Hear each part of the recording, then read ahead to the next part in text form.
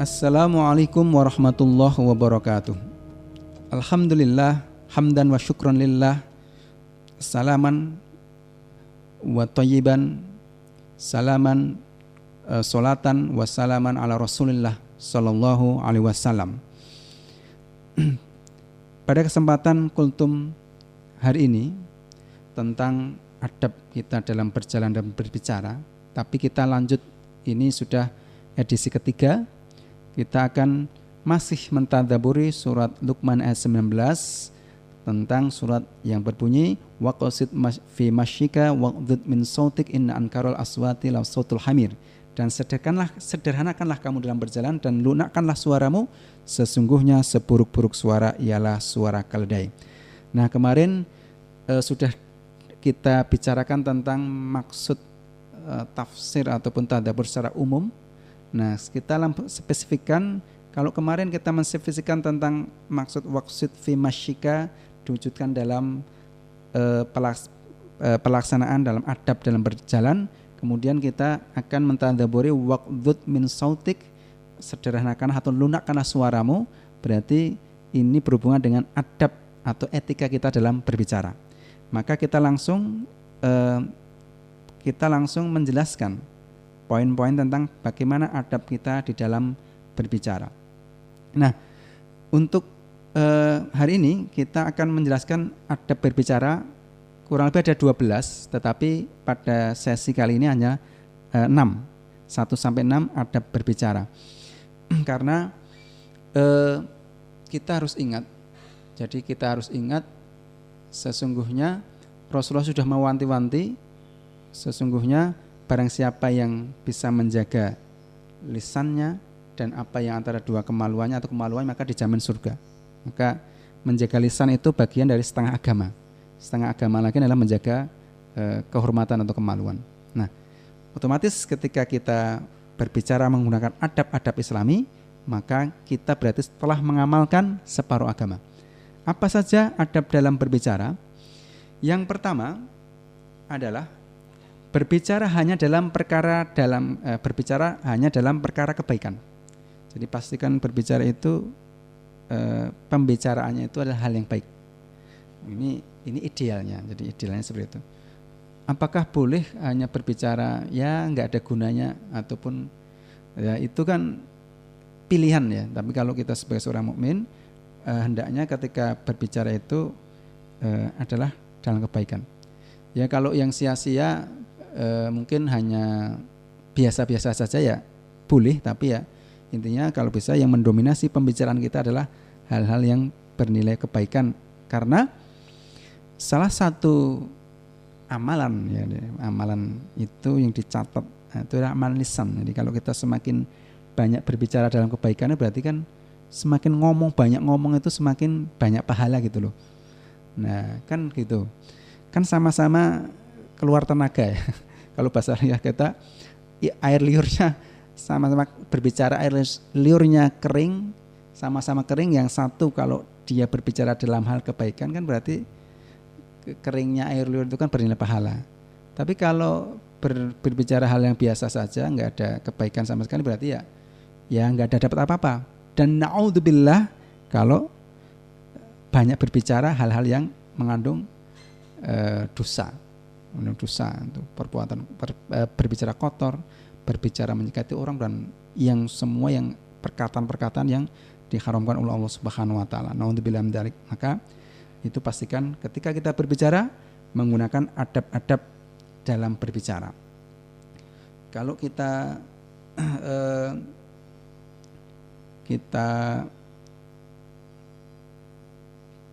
kita kutip Quran surat An-Nisa ayat 114,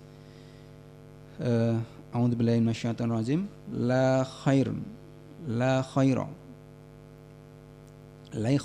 khaira fi katsirin min najwahum illa man amara bisadaqatin. Tidak ada kebaikan pada kebanyakan bisikan-bisikan mereka. Jadi kebanyakan bisikan itu berarti bisa bermakna ucapan-ucapan, kecuali illa man amara bisadaqah, kecuali bisikan-bisikan, perkataan-perkataan dari orang-orang yang menyuruh memberi sedekah. Au ma'rufin, atau berbuat ma'ruf, bisikan atau perkataan yang mengajak orang berbuat ma'ruf, au islahi bainan nasi wa man yaf'al, atau mengadakan perdamaian antara manusia. Jadi itu perintah Allah Subhanahu wa taala untuk berbicara dalam hal kebaikan. Bisa dalam tentang sedekah, bisa tentang menyuruh kepada kebaikan, bisa dalam mendamaikan orang. Ini dalam surat An-Nisa 114. Bahkan Allah itu menggambarkan sempurnanya keimanan kita itu dengan omongannya. Ini semakin omongannya bermanfaat, imannya semakin sempurna. Semakin omongannya tidak bermanfaat, semakin imannya semakin tipis. Bahkan dikaitkan dengan iman kepada Allah dan hari akhir. Dalam hadis riwayat Bukhari dan Muslim, man kana yu'minu billahi wal yaumil akhir falyaqul khairan aw liyasmut. Barang siapa yang beriman kepada Allah dan hari akhir, maka hendaklah berkata baik atau lebih baik diam. Jadi diam itu lebih baik. Diam itu ada manfaatnya ketika ngomongnya, ketika ada omongan jelek, kemudian daripada omong jelek kita diam, maka dia diam lebih baik. Tapi kalau ngomongnya kebaikan, berarti setiap kita ngomong adalah dalam bentuk pahala di sisi Allah Subhanahu wa taala. Nah, itu adab yang pertama adalah berkata yang bermanfaat atau yang ma'ruf. Nah, kemudian adab yang kedua dalam berbicara adalah berbicara dengan suara yang dapat didengar. Jadi kalau kita sedang ngobrol, maka pastikan berbicara itu audiens atau lawan bicara kita itu bisa mendengar percakapan kita. Bisa didengar, bisa bermakna, juga adalah faham apa yang kita sampaikan. Karena ada orang yang ngomong ngalor ngidul bahasa kita itu, kemudian orang yang diajak lawan bicara itu tidak paham apa yang disampaikan. Maka sebaik-baik perkataan itu atau sebaik-baik orang yang mengatakan atau yang memberikan nasihat adalah dengan bahasa kaumnya. Jadi perkataan Ali bin Abi Thalib, kalau nggak salah, nanti bisa dicek. Jadi sebaik-baik perkataan itu adalah dengan bahasa kaumnya. Jadi maka jangan sampai kita di forum-forum orang tua itu pakai bahasa-bahasa akademik, di forum-forum akademik pakai bahasa gaul dan sebagainya, berarti nggak tepat. Ya, berbicara dengan suara yang dapat didengar. Itu bisa didengar tapi akhirnya tidak bermakna. Jadi maka ini kalau hadisnya berbicara dengan suara yang dapat didengar, itu yang diriwayatkan oleh Imam Abu Daud. Rasulullah bersabda, kana kalamu Rasulillah sallallahu alaihi wasallam kalaman faslan yafhamuhu kullu man sami'ah. Bahwasanya perkataan Rasulullah sallallahu alaihi wasallam itu perkataan yang jelas sehingga bisa difahami oleh semua yang mendengar. Jadi ini maksud ini jelas secara suara dan jelas secara makna. Makna berarti perkataan, isi perkataannya bisa difahami dengan jelas. Maka salah satu tanda kecerdasan kita itu ketika kita ngomong atau menyampaikan sesuatu, itu yang diajak ngomong oleh kita itu faham. Nah, itu punya kecerdasan. Bahkan ini disampaikan Rasulullah itu ketika berbicara itu bisa difahami oleh semua orang yang mendengar. Jadi jangan sampai berbicara dengan bahasa yang muluk-muluk yang orang-orang malah tidak komunikatif. Itu adab yang kedua. Kemudian kita beranjak kepada adab berbicara yang ketiga, yaitu tidak membicarakan hal-hal yang tidak berguna. Mungkin ada kaitan dengan yang pertama. Kalau yang pertama tadi berbicara dalam hal kebaikan atau yang dibicarakan itu isinya mengandung kebaikan. Nah, kalau ketiga itu diperjelas membicarakan sesuatu hal-hal yang tidak berguna. Itu jangan sampai. Adab yang ketiga itu tidak membicarakan hal-hal yang tidak berguna. Nah, mengapa seperti itu? Sekali lagi, ini tanda kebaikan kita atau tanda kebaikan muslim, tanda kebaikan iman kita adalah tadi tidak atau meninggalkan hal-hal yang tidak berguna. Sebagaimana Rasulullah bersabda dalam riwayat Imam Ahmad dan Ibnu Majah, min husni islamil mar'i tarkuhu ma la ya'ni. Jadi termasuk kebaikan Islamnya seseorang adalah meninggalkan sesuatu yang tidak berguna. Termasuk di sini itu adalah berbicara hal-hal yang tidak berguna. Walaupun nanti tidak berguna itu ada dua macam ya. Memang tidak berguna itu ya hal-hal biasa. Hal-hal biasa itu ya tidak memberi manfaat dunia dan tidak memberi manfaat akhirat. Itu hal tidak berguna yang kedua. Hal tidak berguna yang berikutnya itu adalah perkataan atau berbicara hal-hal yang mendapatkan dosa. Itu hal-hal yang tidak berguna. Maka kalau salah satu tanda kebaikan kita adalah tarkuhu ma la ya'ni, meninggalkan apa-apa pembicaraan yang tidak berguna. Oleh sebab itu memang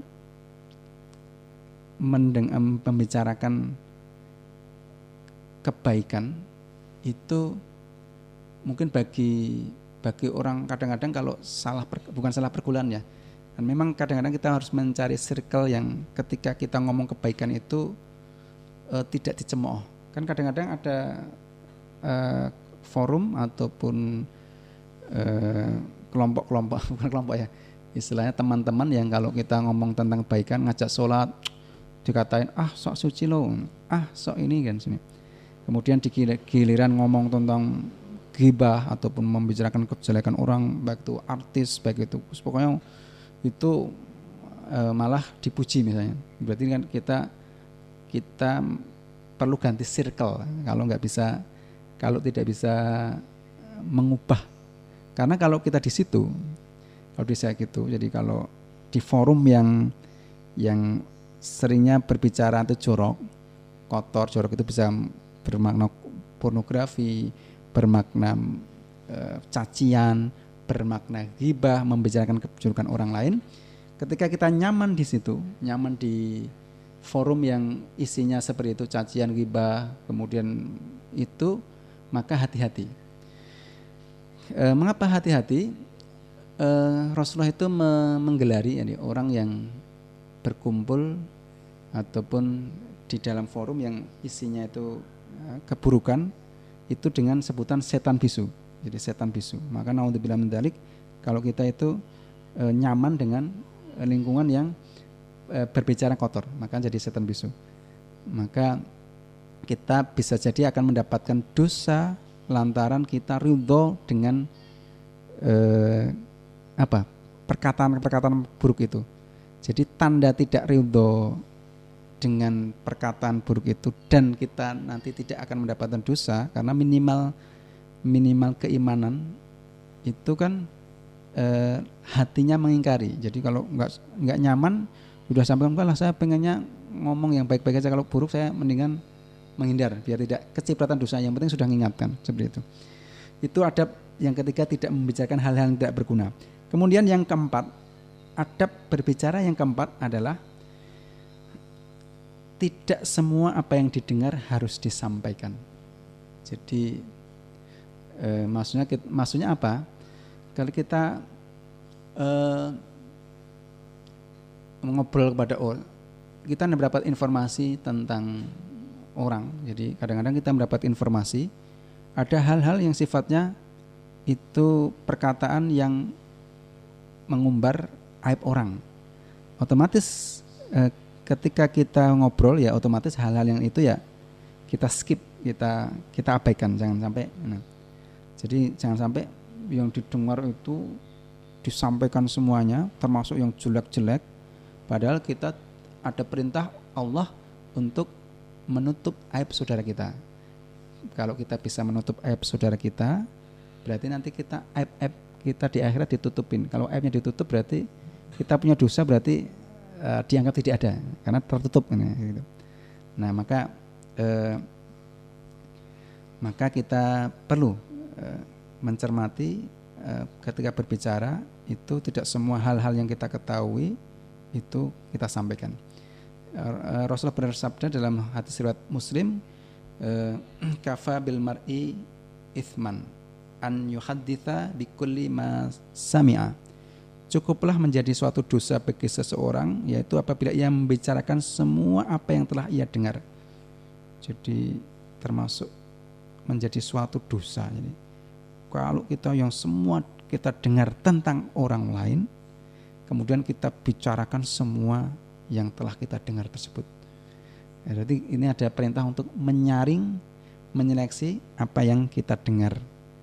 Sehingga ketika kita berbicara itu walaupun kita pernah dengar seperti itu, kita seleksi mana-mana yang hanya bernilai kebaikan, kemudian kita singkirkan mana-mana yang mendapatkan dosa, entah itu cacian, entah itu mengumbar aib atau menghibah orang dan seterusnya. Kemudian yang kelima, ya, setelah kita tidak menyampaikan semua yang didengar, yang kelima adalah menghindari perdebatan dan saling membantah. Nah, ini kadang-kadang kalau kita punya keyakinan itu pokoknya keyakinan saya harus diterima orang lain, maka ini termasuk kita kurang dalam mengamalkan adab dalam berbicara, dalam hal menghindari perdebatan dan saling membantah. Rasulullah bersabda dalam hadis riwayat Abu Daud, Rasulullah berkata, aku adalah jaminan sebuah istana di taman surga bagi siapa saja yang menghindari pertikaian atau perdebatan sekalipun ia benar. Jadi Rasulullah itu ini menjamin bagi kita, bagi umatnya itu berupa taman atau istana di taman surga, istana di surga, bagi yang bisa menghindari pertikaian, perdebatan yang menyebabkan permusuhan, ya, menyebabkan saudara itu jadi jauh, teman kerja jadi tidak nyaman. Walaupun kita benar, kalau itu perdebatan yang akhirnya menjauhkan dari tadi sesama muslim tadi, maka ketika dia menghindari hal-hal yang seperti itu, maka Rasulullah menjadi jaminnya agar kita dijamin oleh Rasulullah untuk kita bisa mendapatkan istana di surga dan penjamin istana di tengah-tengah surga bagi siapa saja yang meninggalkan dusta sekalipun bercanda. Jadi ini juga tentang adab berbicara, maka jaminannya surga, ya. Jadi ketika intinya begini, jangan sampai ketika kita mengakukan pendapat itu kemudian akhirnya menimbulkan konflik, ya, jadi pertikaian. Bisa jadi kita itu secara mungkin hukum apa yang kita sampaikan itu benar. Nah, kalau yang kita sampaikan itu benar, kemudian yang kita ajak lawan bicara itu malah menyanggahnya, kemudian sampai harus otot lehernya keluar karena memperdebatkan tadi, maka kalau kita bisa menghindari bagi zamannya surga. Tentunya ini di forum-forum yang tadi, yang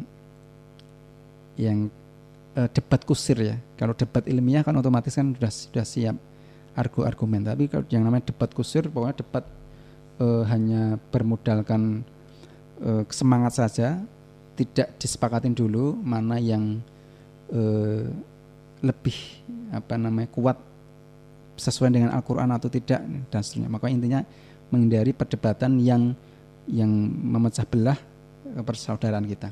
Kemudian yang keenam adalah tenang dalam berbicara dan tidak tergesa-gesa. Ini adab yang keenam. Ketika kita berbicara, usahakan berbicara tenang dan tidak tergesa-gesa. Rasulullah bersabda, "Annan Nabiyya sallallahu alaihi wasallam kana yuhaditsu haditsan law addahul hadu al-ahsahu." Sesungguhnya Nabi sallallahu alaihi wasallam apabila membicarakan sesuatu pembicaraan, sekiranya ada orang yang menghitungnya, niscaya ia dapat menghitungnya. Jadi jelas, antara intonasi itu jelas. Jadi itu udah nyambung gitu. Kalau dihitung berapa kata itu, seandainya dia menghitung itu jelas. Jadi ada jeda, jangan sampai terocos terus langsung. Itu adalah 6 adab dan berbicara yang pada sesi 1 ini semoga kita bisa mengamalkan 6 tersebut, dan kita akan nanti insyaallah akan sambung pada adab berbicara sesi yang kedua atau lanjutannya. Aqulu qouli hadza astaghfirullah li wa lakum innahu wal ghafurur rahim. Wassalamualaikum warahmatullahi wabarakatuh.